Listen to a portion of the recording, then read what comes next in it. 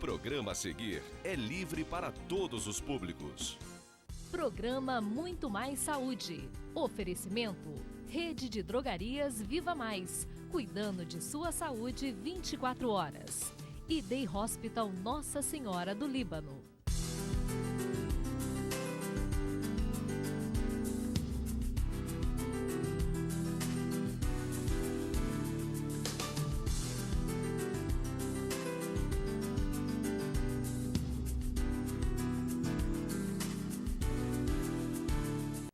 Boa noite, meus amigos. Estamos aí levando ao ar mais uma edição do nosso programa sobre saúde, o Muito Mais Saúde, um programa que é uma forma de expressar a responsabilidade social da TV Zoom, do Day Hospital e da nossa rede de farmácias que colaboram com o programa.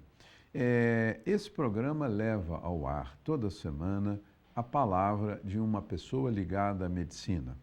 Nós já trazemos aqui vários colegas de várias especialidades e cada um contribui dentro da sua área, levando a você e a sua família uma informação. Essa informação é uma coisa educativa e é uma forma de informar. Por quê? A pessoa bem informada, ela pode se ajudar melhor e ajudar a sua família. Nós temos aqui várias respostas de pessoas que, através desse programa, perceberam que o pai, o filho, a filha, a esposa, a avó estava sofrendo de determinado problema médico baseado naquilo que foi dito aqui por um especialista, né? Hoje nós vamos falar de um assunto muito interessante que afeta muitas pessoas. Quantas famílias aqui em Friburgo, de muitos de vocês devem ter na família, um avô, um tio, um pai, alguém que está passando por um problema ligado ao que nós vamos conversar aqui. O nosso convidado de hoje é um colega muito conhecido, quase que dispensa a apresentação, é um médico brilhante na sua especialidade, interessado, procura sempre se atualizar e muitas famílias com certeza vão reconhecê-lo porque já foram atendidas por ele. É o Dr. Renato Ertal, que está aqui ao meu lado, um colega neurologista, que vai hoje nos brindar com algumas explicações a respeito de uma doença chamada esclerose múltipla. Renato, boa noite, meu amigo. Boa noite.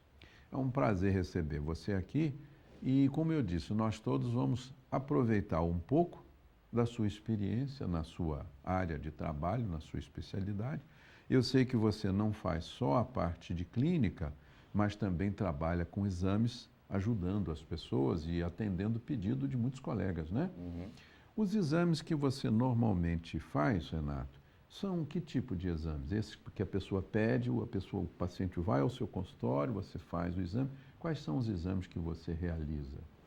Eu realizo a área de neurofisiologia clínica, que abrange eletroencefalograma e mapeamento cerebral, que é a análise da atividade elétrica cortical, que pode ser feita no consultório e pode ser feita em ambiente de UTI, e quando o paciente está internado, a gente consegue levar o aparelho também para fazer o registro da atividade elétrica cerebral. A gente realiza no consultório eletroneuromiografia, que serve para abordar o sistema nervoso periférico, nervo, raiz, músculo, a junção neuromuscular, quando os problemas se referem a esse sítio da anatomia do sistema nervoso. E a gente faz a polissonografia, que é o exame que avalia a fisiologia do sono. Hoje essa questão do sono é um problema para muitas pessoas, né? A gente de vez em quando vê reportagens em emissoras de TV e até documentários, né? De pessoas que têm problemas sérios, dormem mal, usam remédios fortíssimos. Hoje em dia existe, há um tempo já, a medicina vem se preocupando com o sono. Há um tempo atrás, o médico questionava pouco o indivíduo sobre a qualidade do sono. E hoje a medicina entende que o sono, cronicamente de má qualidade, ele leva a inúmeros problemas clínicos e neurológicos. Alteração de memória, de atenção, problemas psiquiátricos como ansiedade, distúrbios cardiovasculares, aumenta a incidência de arritmia, de infarto do miocárdio. a qualidade de vida fica destruída. Além da capacidade de concentração, a perda da capacidade de trabalho, que o indivíduo fica sonolento durante o dia. Se o sono é um sono de má qualidade à noite, quando ele ele está apto a dormir e descansar, se isso não ocorre, isso vai ter consequências diurnas e a longo prazo pode ter consequências a nível de ele desenvolver patologias, hipertensão arterial sistêmica, por causa de um sono de má qualidade durante muito tempo. Entendo. Quer dizer, o sono é um fundamental para a nossa saúde. Sem dúvida Por nenhuma. isso que o dormir bem é muito importante. Do ponto de vista neurológico, do ponto de vista de um especialista em neurologia como você, o tempo ideal de sono para uma pessoa, um adulto, qual seria esse tempo normal à noite para que a pessoa tenha boa saúde? Normalmente a gente costuma dizer que o tempo, a quantidade de sono, ela varia muito de indivíduo para indivíduo. O que a gente ouve sempre dizer é que 7, 8 horas de sono seria o ideal. Mas o que mais importa não é a quantidade de sono, e sim a qualidade. A qualidade. Você pode ter um sono que dure 8 horas, mas um sono extremamente fragmentado, muitas das vezes com apneia do sono, que é um problema muito comum hoje, muito comum. Né? No mundo atual, e que o indivíduo, ele, apesar de ficar 8 horas teoricamente dormindo, ele não dorme. Ele acorda muitas das vezes, sem se tocar disso, né? Através de micro despertares, e que o indivíduo, o cérebro desperta, mas ele não tem a consciência que despertou. Entendo. Então, de dia ele acorda, de manhã, como se ele tivesse descansado pouco, acorda cansado, porque, na verdade, ele dormiu muito mal, apesar de ter ficado na cama de 10 horas da noite às 6 da manhã. Então, teoricamente, ele ficou 8 horas. É impressionante, né? Essas informações são muito úteis, porque o nosso público, Renato, é um público bastante atento e um público muito fiel. Nós temos um grupo da população friburguense que procura sempre assistir esse programa no seu horário normal, porque são pessoas que gostam de receber informações dadas, né, por alguém que tenha qualificação para isso. Então, vocês estão vendo quantos de vocês têm um sono ruim, vivem cansados e não sabem por que estão cansados, né? Agora, Renato, o nosso tema, na verdade, não seria a questão do sono, embora seja um assunto que interessa a todo mundo. Mas hoje, você me disse que esse mês, no final do mês, nós comemoramos o Dia Mundial da Esclerose Múltipla. Da esclerose múltipla. Então, nós hoje vamos abordar esse tema tão importante, tão interessante. Você tem ideia, assim, do percentual de pessoas numa população que sofram de esclerose múltipla? Porque cada doença é 1%, 10%, o diabético é 8%, 15%. A incidência, ela é uma coisa que é importante dizer, que esclerose múltipla é a doença neurológica mais comum, não traumática, em indivíduos na idade de adulto jovem. Ou seja, a esclerose múltipla, ela é uma doença de jovem. De jovem. Ela normalmente começa quando o indivíduo está na faixa do adulto jovem, que aí se situa a partir de 16 aos 35 anos, e a incidência varia muito de lugar para lugar. Nos países nórdicos, a incidência é maior. Nos países do hemisfério sul, a incidência é menor. Então, lá na Noruega, na Suécia, na Alemanha, Alemanha, costuma ser em torno de 30 a 40 por 100 mil habitantes. Bem alto, né? Aqui na nossa região, no hemisfério sul, a incidência cai um pouco. Ela é uma doença que atinge mais os indivíduos de raça branca, né, e menos os indivíduos da raça negra. Mas, ao contrário, nos pacientes de raça branca, a doença costuma ser menos agressiva. Quando ela é na raça negra, ela costuma ser mais agressiva. Não é que ela não incide na raça negra, mas é menor. Aqui costuma ser em torno de 15 a 20 por 100 mil habitantes. Bem, a metade, né, dos países frios lá nórdicos. Meus amigos, estamos aqui terminando o primeiro bloco do Muito Mais Saúde, conversando com o médico neurologista, Dr. Renato Ertal, falando a respeito da esclerose múltipla, que se comemora o Dia Mundial, conforme ele disse, no dia 30 desse mês. Daqui a pouco a gente volta. Até já.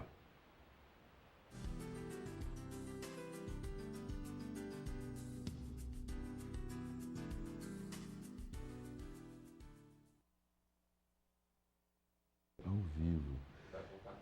Tá, com o momento, né, do Freelab. Vai rodar a vinheta normal, Uhum. volta para o estilo, deixa eu pôr o movimento feito. Aí depois vocês montam lá em cima, né? Porque eu também não sei o que o Everardo preparou. Na semana passada ele falou alguma coisa sobre diabetes. Faz de forma genérica, hein? Ah, eu vou falar de genérico, eu não sei o que tem.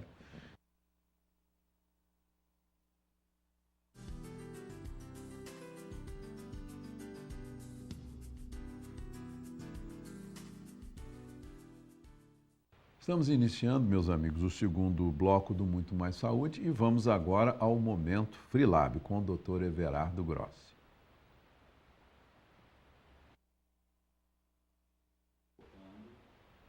Estamos aqui conversando com o nosso colega neurologista, Dr. Renato Hertal, um médico que certamente alguém de sua família ou alguém das suas relações já foi atendido por ele, porque, como o Dr. Renato disse, ele não faz só a consulta clínica, mas ele faz muitos exames. Você falou numa coisa que me chamou a atenção, Renato. Você me disse que o seu aparelho, para registrar a atividade cerebral, você pode levá-lo, o aparelho, até dentro do hospital, até um CTI, por exemplo, enfim. Através desse aparelho, você pode fazer o diagnóstico de morte cerebral de alguém? Sem dúvida. E você muitas vezes é chamado para isso. Na UTI para a gente para fazer essa avaliação neurofisiológica. Porque através do seu aparelho, você pode dizer esse indivíduo cerebralmente não tem mais atividade. Está morto cerebralmente. Cerebralmente. Então, quer dizer, se você tem uma arteriografia que demonstra a ausência de fluxo sanguíneo ou um eletroencefalograma sem atividade alguma, esses dois exames corroboram com o exame clínico neurológico realizado pelo neurologista com a morte clínica cerebral. Cerebral. Isso, inclusive, hoje, Renato, é de grande importância, né? Inclusive para essa questão da doação de órgãos. Sem dúvida. Né? Eu, de vez em quando, assisto, e todos em casa devem, de vez em quando, assistir nas televisões, reportagens dizendo que aquele paciente foi dado como tendo morte cerebral e a família, então, né, generosamente ofereceu os órgãos que podiam ser doados. Né? Só se faz isso quando há o laudo do neurologista. Do neurologista e com esses exames realizados. Não se pode somente ter o exame clínico. Não, o exame protocolarmente clínico, você tem que ter ou o eletroencefalograma ou a arteriografia, que comprovem a morte cerebral para que isso possa dar cabo ao processo de doação de órgãos. Aquele indivíduo está oficialmente morto. Ele tem vida, o coração bate, mas sim, o cérebro desapareceu. Agora, vamos falar do tema, né, do Dia Mundial da Esclerose Múltipla. Esse termo esclerose, eu antes do programa havia conversado com o Dr. Renato e pedindo a ele que desse assim uma pequena definição do que é esclerose, porque há muito tempo atrás, e até hoje, né, eu estava falando com o Dr. Renato, e ele mesmo disse que é muito comum isso. As pessoas dizem, você está esclerosado, não é possível? É uma forma de dizer que a pessoa está o quê? Está com a mente fraca, está com a mente ruim, não é? E você fala isso até para gente jovem, né? As pessoas brincam, né? É verdade. Porque antigamente não se tinha a noção de como a doença demencial, quando o indivíduo idoso normalmente começa a perder as capacidades cognitivas, né? Antigamente não se sabia por que isso acontecia e a ideia era que os vasos sanguíneos cerebrais se tornassem endurecidos ou escleróticos e a partir daí se desenvolvia um processo de ateroesclerose cerebral e esse indivíduo entrava num processo de declínio cognitivo e chamava-se de esclerosado, de uma forma até um pouco coloquial. Não era um termo muito técnico. Mas esclerose, na verdade, quer dizer, anatomopatologicamente falando, um tecido endurecido. Então, você pode utilizar isso para a esclerose das artérias, assim como para a esclerose das veias, como Sim. o angiologista esclerosa as veias Com aquelas varicosas, injeções, né? que se tornam endurecidas. E no caso da esclerose múltipla, esse termo foi um termo cunhado há muito tempo atrás, e o termo utilizado até hoje, significam áreas do sistema nervoso central que sofreram alguma lesão, né, e se tornaram, portanto, cicatrizes ou áreas endurecidas, glióticas e cicatriciais. E múltipla por quê? Porque são vários locais diferentes do sistema nervoso central que podem ser atingidos por essa patologia. Por essa doença, né? Então, esclerose por isso e múltipla porque são várias, não é uma área específica. Não dá sempre ali. Não, ao contrário. Porque existe uma outra doença que você também falou, que pode até confundir às vezes, né? Confunde muito. Que é a chamada ELA.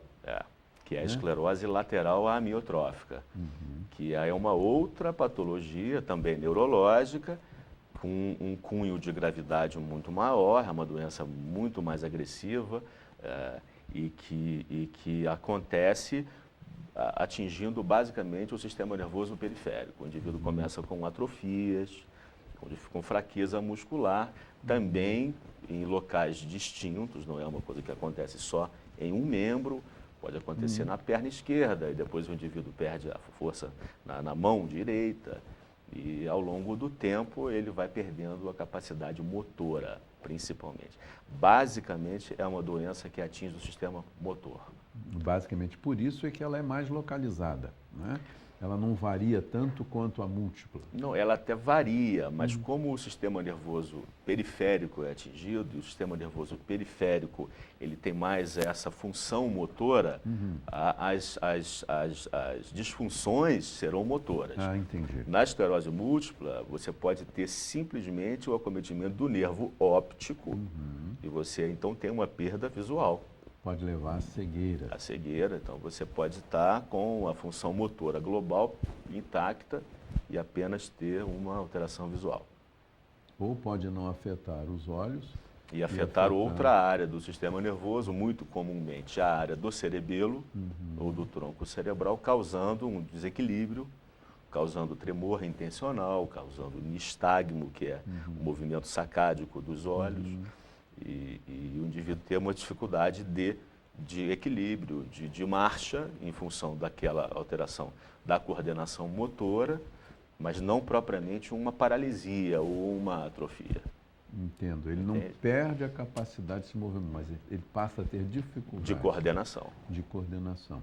Esse Dia Mundial, Renato, é dia 30, né? Dia 30. Isso aí se comemora no mundo inteiro, ou seja, mundo palestras, médicos falam. Normalmente se mobilizam os profissionais ligados a essa área, os centros de atendimento de esclerose múltipla, mundo afora. Nós, inclusive, aqui em Friburgo, a gente tem um núcleo, esse núcleo foi criado, esse núcleo é um núcleo de pacientes, para que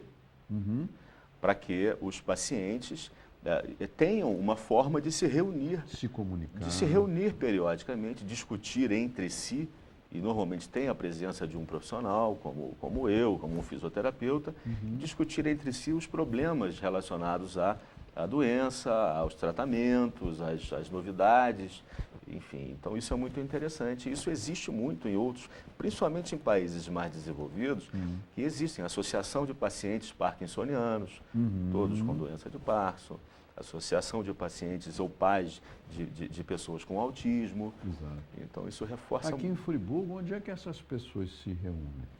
Esse dia, que dia será 30, dia né? 30, eles se reunirão no Hospital Raul Sertan, no ambulatório do Hospital Raul Sertan. E lá é feita uma discussão, uma palestra com um médico também? Quando eles requisitam, sim. Eu quero reforçar isso.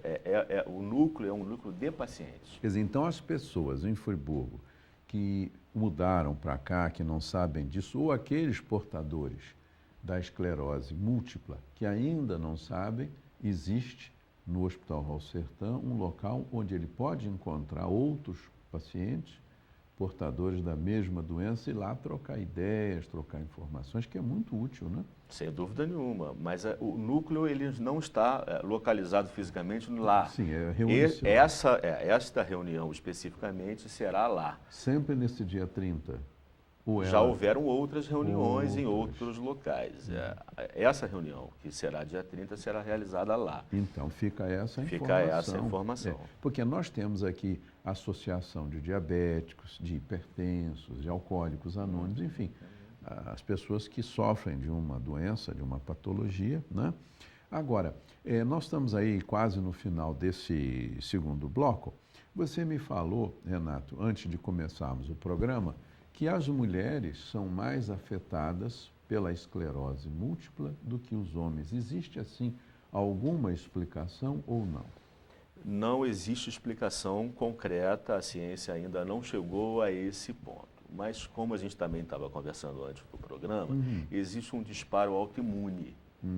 E você sabe que as doenças autoimunes são mais prevalentes em mulheres, como lúpus eritematoso sistêmico, como artrite reumatoide. A Guillain-Barré. Não é? A Guillain-Barré também, mas o Guillain-Barré é uma doença mais esporádica, não é?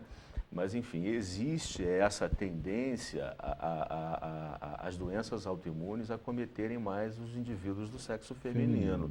Mas ainda não se sabe muito como a causa o porquê desse aumento nessa. Agora, certamente tem alguma explicação. Vamos chegar lá um dia. Meus amigos, estamos conversando aqui com o nosso colega, um jovem neurologista, Dr. Renato Ertal, a respeito de uma doença chamada esclerose múltipla. E ele comentou que dia 30, lá no ambulatório do Hospital Raul Sertan, haverá, nesse dia 30, uma reunião de portadores dessa doença. Então, se você é portador, tem um amigo, alguém da família, procure informar essa pessoa dessa reunião do dia 30. Você sabe o horário que eles fazem? Sim, será 13h. É um encontro que novamente, 2 pacientes. Eu estarei lá e eu vou tecer algumas palavras sobre qualidade de vida e esclerose múltipla. E eu sempre procuro estar presente para esclarecer dúvidas. Eles sempre têm dúvidas e perguntas e tudo. E terá um lanche, um break, uma coisa. Mas é 13h no ambulatório. No dia 30. No dia 30. Então ficou aqui essa mensagem, doutor Renato, dia 30, ele inclusive estará lá. E você aproveite, porque é uma forma de você obter mais informações. Daqui a pouco nós voltamos para o terceiro bloco. Até já.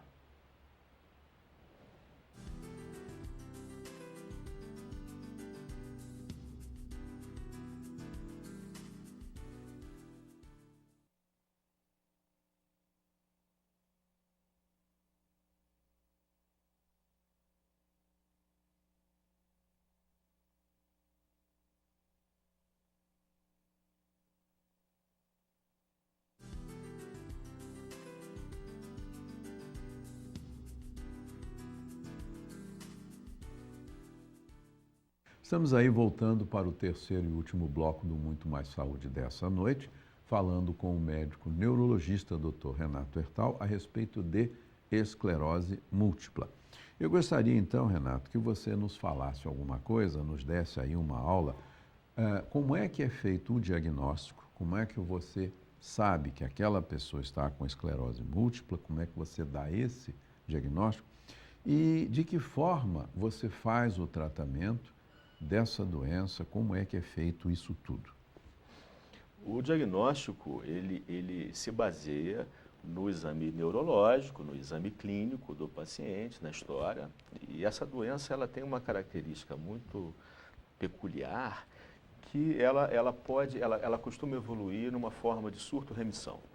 Então, o que seria isso? O indivíduo tem uma disfunção neurológica, dependendo do sítio em que essa inflamação ocorre, visual, coordenação, uma paralisia, e às vezes isso acontece o indivíduo fica acometido dessa disfunção durante um tempo e ela remite, como se depois que aquela inflamação melhora, o sistema nervoso central remieliniza aquela região e o indivíduo volta a ter uma melhora daquela função que tinha sido acometido e passa um tempo sem sentir nada, até que ele é acometido de um outro surto. Então, isso é muito peculiar à esclerose múltipla. Então, muitas das vezes o indivíduo tem um problema neurológico e se esse problema é de uma monta menor e permanece durante uma semana e ele não procura o serviço médico, ele pode não saber que ele teve um surto de esclerose múltipla e só vai, a partir do segundo surto, talvez procurar o médico para relatar essa sintomatologia. Então, isso é muito peculiar à esclerose múltipla. Então, a história pregressa, quando o indivíduo chega no consultório, né, quando a gente questiona o indivíduo sobre surtos anteriores, às vezes isso começa a formar no nosso exercício diagnóstico, né, no raciocínio diagnóstico, que ele possa ter, ser acometido de esclerose múltipla. E a gente normalmente requisita exames de imagem. O exame de imagem é muito importante. A ressonância nuclear magnética é o exame que normalmente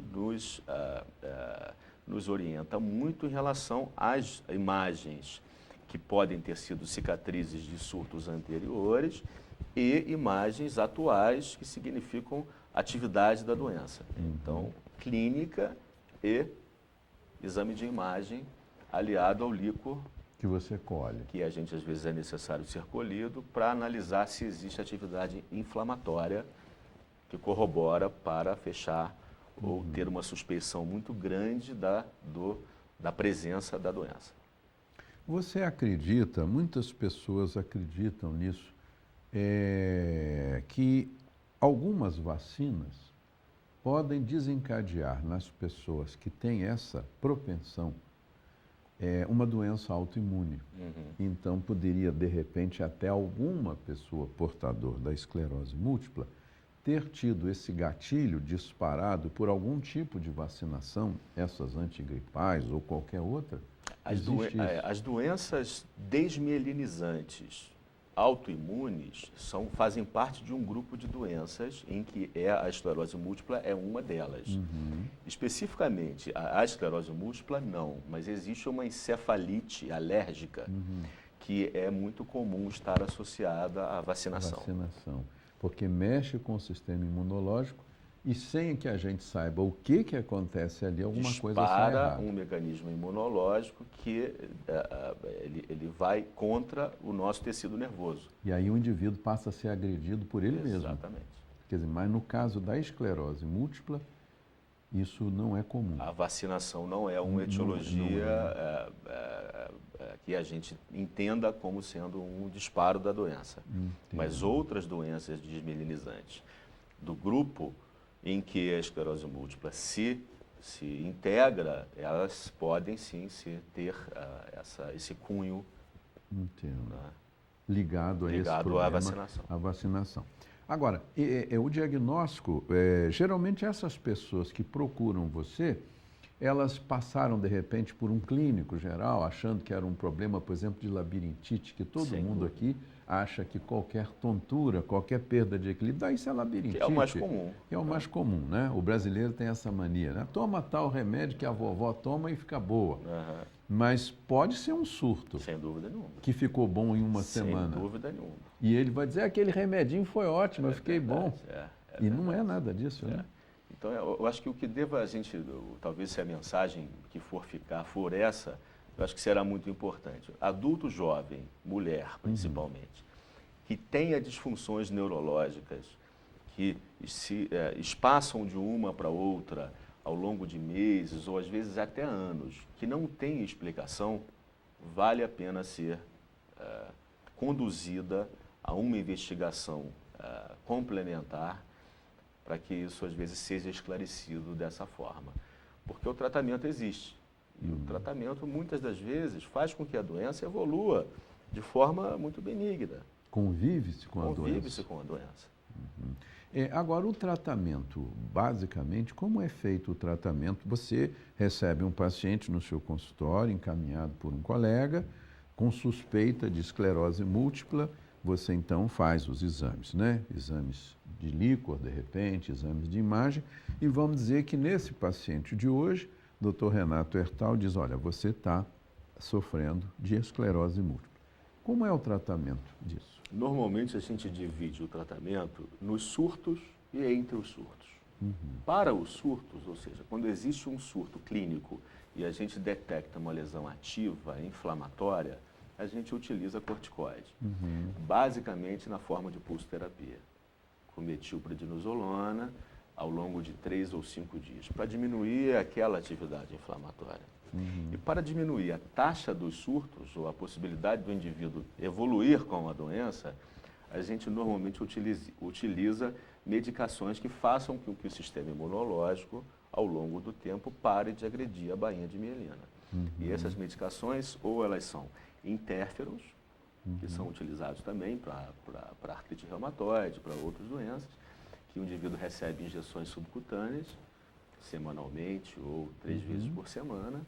Existe a possibilidade hoje de utilizar-se anticorpos monoclonais, em que o indivíduo mensalmente recebe uma dose. Isso se faz em day hospital, né? O indivíduo vai ao hospital, em 2 horas ele recebe. E depois retira-se para casa. Vai embora e não toma mais nada. Perfeito. E hoje em dia medicações orais também já estão disponíveis. As pessoas, muitas vezes, quando a gente fala algum termo assim mais técnico, depois elas se questionam e perguntam. Quando você falou pulsoterapia, só para que as pessoas tenham uma noção, o que é pulsoterapia? A pulsoterapia normalmente é uma dose grande de corticoide, né, de cortisona para os indivíduos mais leigos, que é administrada de forma endovenosa ao longo de 3 ou 5 dias, e isso faz com que aquela dose maior seja disponibilizada para o organismo diminuir a atividade imunológica naquele momento. E isso se faz normalmente a cada mês ou às vezes a cada 2 semanas, dependendo do caso. Isso diminui os efeitos colaterais do corticoide. Não é tudo de uma vez só, mas é em doses maiores, distribuídas durante um período. Como se fosse uma dose de ataque. Entendo. Bom, nós estamos aí quase chegando ao final do programa. Eu queria então que o Dr. Renato fizesse uma consideração final, Renato, sobre a doença, sobre o prognóstico da doença e alguma coisa mais que você queira colocar. Eu queria primeiro reforçar essa ideia do núcleo, né, essa ideia de que os pacientes se reúnem periodicamente para discutir um problema comum entre eles, e que eu acho isso é uma coisa muito interessante, que outras patologias também deveriam ter esse incentivo. Né, comunicar que, novamente, dia 30, no Hospital Raul Sertan, no ambulatório, 1h da tarde, haverá essa reunião e, com a sua presença, que acontecerá especificamente no Dia Mundial, que comemora o Dia Mundial da Esclerose Múltipla, e reforçar essa ideia de que o paciente, principalmente adulto, jovem, com quadros recorrentes de disfunção neurológica variável, alteração de coordenação visual, tremor intencional, às vezes, que deixam isso à margem, às vezes por não considerar a possibilidade de uma etiologia definida, procurem um médico especialista para que esclareça, e muitas das vezes a gente consegue ou diagnosticar ou até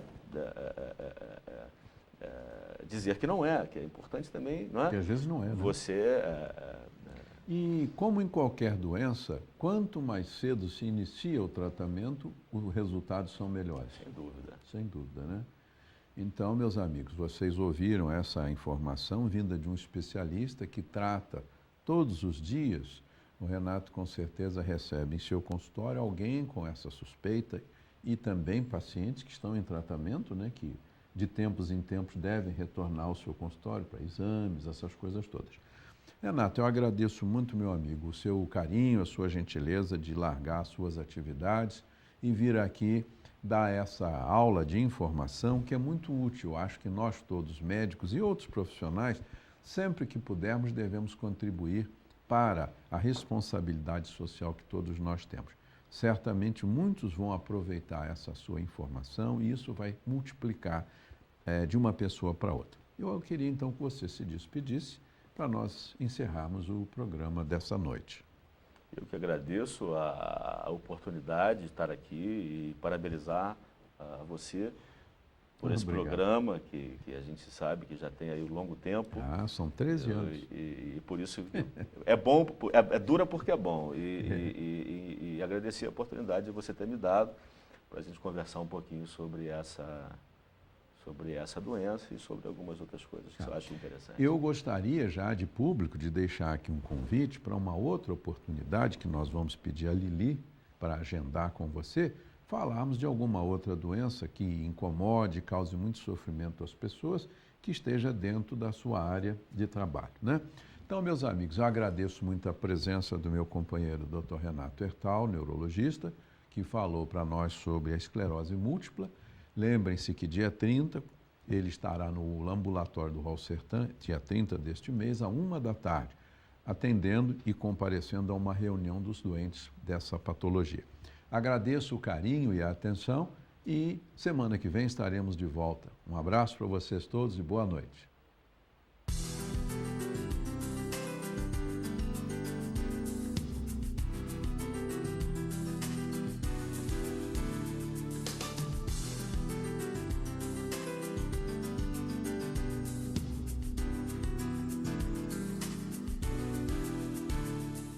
Programa Muito Mais Saúde. Oferecimento: Rede de Drogarias Viva Mais. Cuidando de sua saúde 24 horas. E Day Hospital Nossa Senhora do Líbano. TV Zoom, o melhor canal de Nova Friburgo.